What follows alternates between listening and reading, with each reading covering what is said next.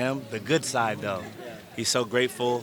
You know, he's a true believer, and all his love is real. Nothing is fake. Where do you see Ashton Small in few years coming? I see him the biggest. I see him bigger than me. That was the goal. You know, I saw a star in him, and I was like, I told my team, I said, that's the guy. We're going to Gwanda to see him. We saved Gwanda for last.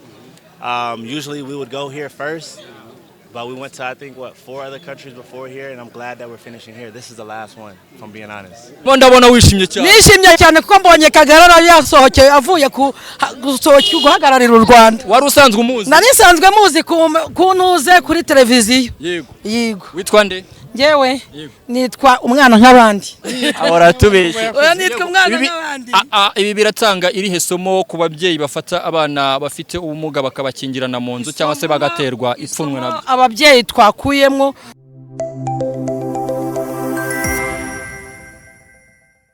Ni saa 7:27 turi kuri Kigali Airport cyangwa se kuri Kigali i Kanombe ku kibuga cy'indege birumvikana mpuzamahanga cy'u Rwanda tuje kwakira Akagara cyangwa se Enoke Uwizeye ubu ari kumvikana cyangwa se ari kumenyekana cyane nka Ashton Small azanye na Ashton Horo ariko kandi ari kumwe n'uwamenyekana none mu Buhinde Ashton India bose bakaba bamaje gusesekara hano mu Rwanda. Ikaze rero mu biganiro n'amakuru byose tugiye kuba dukorera hano, ikaze kandi ku mbuga nkoranyambaga zacu zose yaba kuri YouTube, Instagram ndetse na TikTok hose ni Eco Bloom TV. Nitwa Mr Muhanzi, ndi ntare ndi ndahangarwa ndi ntore, ndi umunyarwanda of course, ndi na diaspora, ndi umusore ukunda Imana igihugu ndetse n'abagituye. Mpora mbabwira ngo buri nkuru igira uyivuga kandi ubuzima n'igitabo, kandi buri gitabo yigira page, kandi buri page tuyivugaho ukwaye. Ikaze rero kuri page ya Kagarara aho bitashobokaga ariko bo byamaze gushoboka, niyo mpamvu tukubwira ngo kora, izere kandi irememo ikizere, byose babigishoboka mu gihe ugihumeka.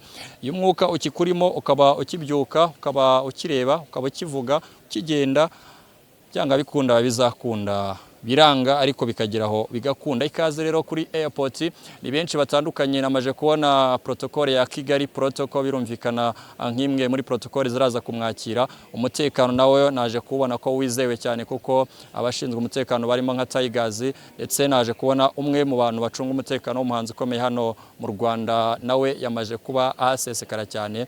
Sinzi niba nawe ari umwe muraza kuba abacungiye umutekano cyangwa se araba acungiye umutekano w'umuhanzi. Ayo makuru yose ndabasha kuyamenya neza, ariko niyo mpamvu ndi hano kugira ngo nze kukumenyera buri kimwe cyose kiraza kuba kibera hano. Ku ruhande rw'itangazamakuru nabona amaje kuba mbona abenshi bagiye batandukanye, birumvikana n'abafana bamaje kuba bakunda Kagarara byimazeyo, nabo ni benshi batandukanye. Kigali protocol b'abakobwa b'ibizungerezi babo bafite indabo biteguye kuza guhereza Ashton Horo, Ashton Small ndetse na Ashton India, baza ko bamuhereza ubwo araba asohotse hano mu kibuga cy'indege. Amakuru namaje kubona rero isa 7:29 nuko hashize hafi minota igera muri 20 cyangwa se 20 mu kinyarwanda, ageze hano akaba ari muri immigration cyangwa se aho bacekingira byose bitandukanye, baraba abazanye tukaba dutegereje ko asohoka.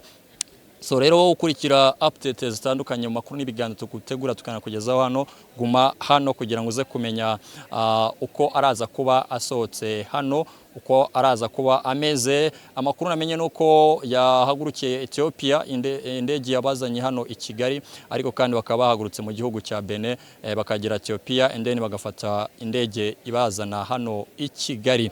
Ni Kagara rero waje kuba haguruka mu Rwanda kerekeza hariya mu bihugu byo hanze aho n'ubundi yarahamagawe na Ashton Horo kugira ngo bahure. Numwe mu bantu bakoze video zigiye zitandukanye haba mu Bigogwe cyangwa se iwe aho yabaga. Hanyuma Ashton Horo akazikunda agahita nahitamo kumwita Ashton, ndetse uyu nawe agahita avuga ati mbaye Ashton Small, ariko ubona amazina ya nyayo ni Enoke Uwizeye, umujene umeze neza cyane muri Kigali ku mbuga nkoranyambaga mu bitangazamakuru bitandukanye. Ariko kandi Kagara utazamwumva kumva ko ari umuntu uraho, numwe mu bantu bamaje kuba bakomeza kwiga muri kaminuza.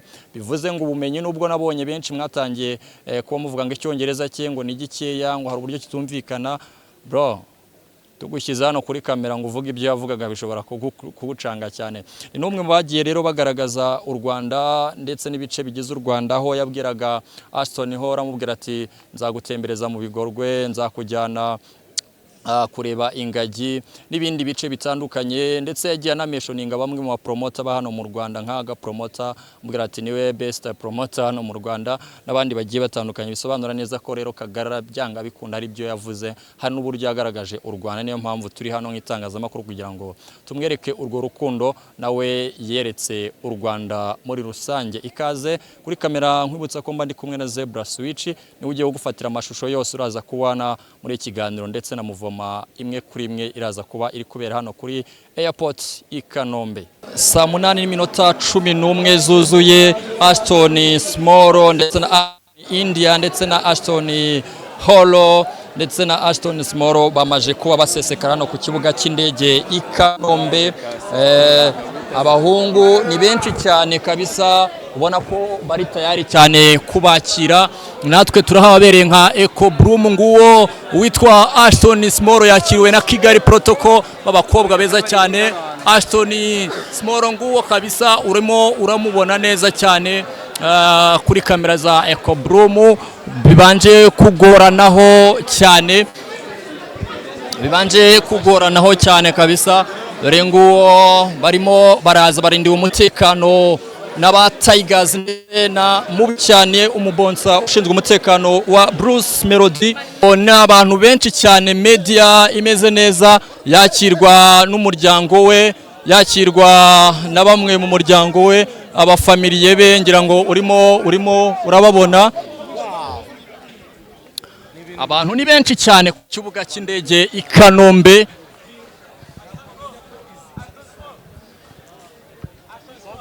Ngira ngo urimo urabona abantu bari hano ku kibuga cy'indege bose baje kwakira Ashton Small. Ngira ngo urimo urababona bari benshi cyane kabisa, ni benshi cyane.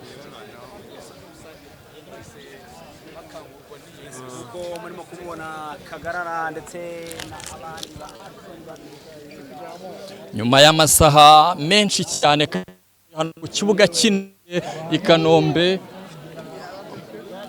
That's the goal. What does it come in your mind when you hear Rwanda? When I hear Rwanda, Yeah. honestly, Ashton Small for right now because I haven't seen anything. But I heard it's the cleanest place to be. Yeah. God-fearing people. You know, I heard it's the cleanest place to be, so I'm excited to explore.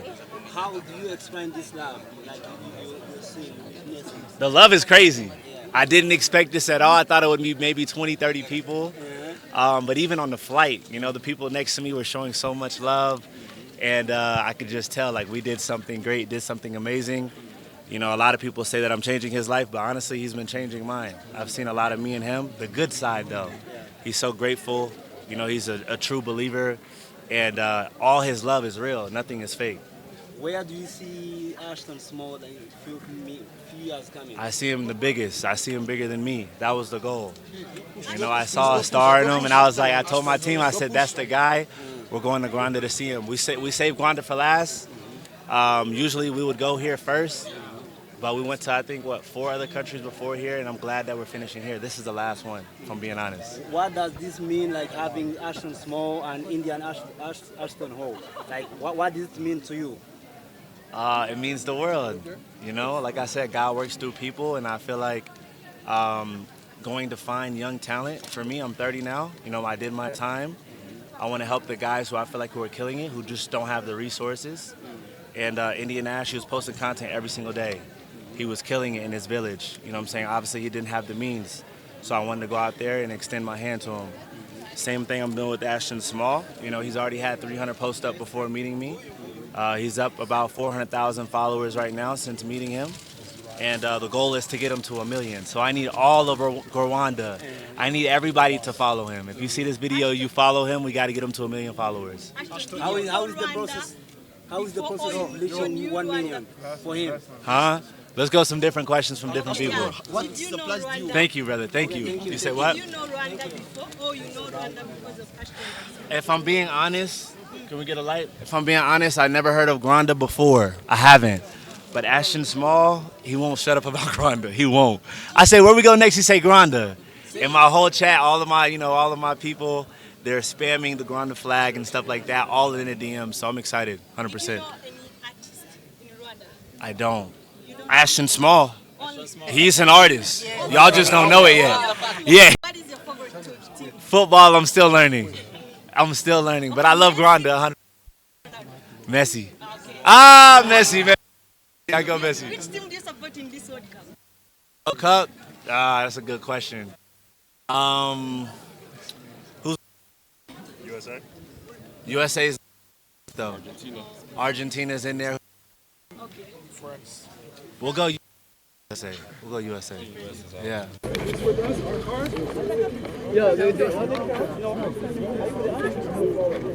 Asmani, Asa.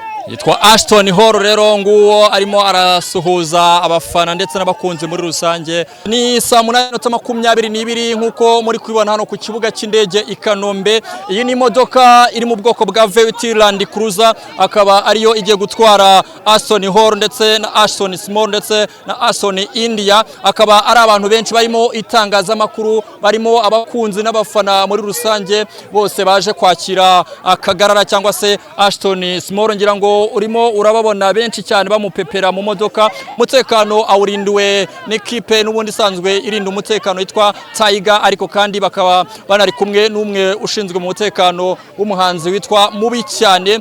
Ngira ngo rero murimo muragenda mubibona, twanaberekatse byinshi bitandukanye, arimo arabasuza, akaba ari kumwe nanone n'ushinzwe umutekano we, bagendana umunsi ku wundi. Hakaba hari ababyeyi, abana, abato n'abakuru, bose bakaba abagenda bamupepera bavuga bati ni sawa cyane kabisa. Urabona ko ari ibintu byiza cyane. Abamama hano, abakobwa, abakecuru, abakiri bato, abapapa n'abasore, bose urabona ko bashagaye imodoka, biri gusaba umutekano ukomeye cyane kugira ngo ibashe kugira ngo babashe kumurindira umutekano. Ngira ngo Zebra arimo arabagezaho byinshi bitandukanye biri kubera hano kuri iki kibuga cy'indege i Kanombe. Reka wenda turebe niba hari uwo twaganiriza akatubwira amarangamutima ye, uko turabona ari benshi cyane bashagaye imodoka. Bisaba umutekano ukomeye cyane kugira ngo abashe kuba agenda. N'ibintu nako bishimishije. Ndabona wishimye cyane. Nishimye cyane kuko mbonye Kagarara yasohokeye avuye guhagararira u Rwanda. Wari usanzwe umuzi? Nari nsanzwe muzi kuntuze kuri televiziyo. Yego. Witwa nde? Ngewe nitwa umwana nk'abandi. Nitwa umwana nk'abandi. Ahora tubeshye. Nitwa umwana nk'abandi. Ibi biratanga irihe somo ku babyeyi bafata abana bafite ubumuga bakabakingirana mu nzu cyangwa se bagaterwa ipfunwe nabyo? Ababyeyi twakuyemo nuko tugomba kubafata neza, tukabakunda kuko nabo ni abantu. Urakoze cyane. Sawa. Gamutima y'abari hano ku kibuga cy'indege i Kanombe, ariko kandi rikaba n'isomo rikomeye ku babyeyi babona ko umwana wabo avutse afite ubumuga, bwaba ubw'ingingo cyangwa se ubukomatanyije, bamukingirana cyangwa se baterwa ipfunwe nabyo. Ngira ngo Uwizeye Enoke ateye ishema abo bantu bose muri rusange, ariko nanone twaba dutewe ishema n'u Rwanda muri rusange. Ngira ngo byinshi rero mwabirebye hano, ndetse hari n'ibindi bivugiwemo hano mu kiganiro ibyo Ashton Hall abashije kuvuga, ndetse akanavuga ko favorite artist we ari Kagarara, kuko bamubaje umuhanzi akunda cyangwa se azi, we yivugira ko ari Kagarara azi. Ubwo nyaboneka abahanzi bo mu Rwanda murumva ko mugifite namwe urugendo rwo kugira ngo Ashton Hall nk'umunyamerika, umwe mu bantu bafite aba followers benshi cyangwa bamurikira ku mbuga nkoranyambaga zitandukanye, muracyafite urugendo rwo kugira ngo nawe namwe abamenye. Nge nitwa Mr Muhanzi, ndi ntare, ndi ndahangarwa, ndi intore, ndi umunyarwanda of course, ndi na diaspora, ndi umusore ukunda Imana, igihugu ndetse n'abagituye. Nkunda cyane mudukunda mukanadukurikira umunsi ku wundi. Mpora mbabwira ngo buri nkuru igira uyivuga, kandi ubuzima ni igitabo, kandi buri gitabo kigira page, kandi buri page tuyivugaho ukwaye. Yari page Ashton Small turi kumwakira hano ku kibuga cy'indege i Kanombe ku isaha y'isa 8. Nge nahageze ku isaha y'isa 9 n'igice, bivuze ko mamaze hafi amasaha 2 mutegereje, ariko right now arahageze kandi yakiranwe ineza. Convoy za VW zirenga 4 ziramuherekeje, sobanuye ko ishema yahesheje u Rwanda natwe turimo turarimwereka bagiye kuba batembera rero mu gihugu mu byinshi bitandukanye murabize Ashton Hall abari gutembera mu gihugu azaba ari tembera n'ubundi na Ashton Small ari Kagara cyangwa se Uwize Enoke nabonye na bamwe mu nshuti ndetse n'umuryango nubwo ntabashe kuganira nabo cyamenye abari bo neza ariko nabo nababonye baje kumwakira hano ku kibuga cy'indege Mumeze mubane natwe ku mbuga nkoranyambaga zitandukanye aba kuri YouTube, Instagram ndetse na TikTok hose ni Eco Bloom TV makuru n'ibiganiro tukugezaho umunsi kundi kuri kamera mari kumwe na Zebra Switch aho ngiye ndi Mr Muhanzi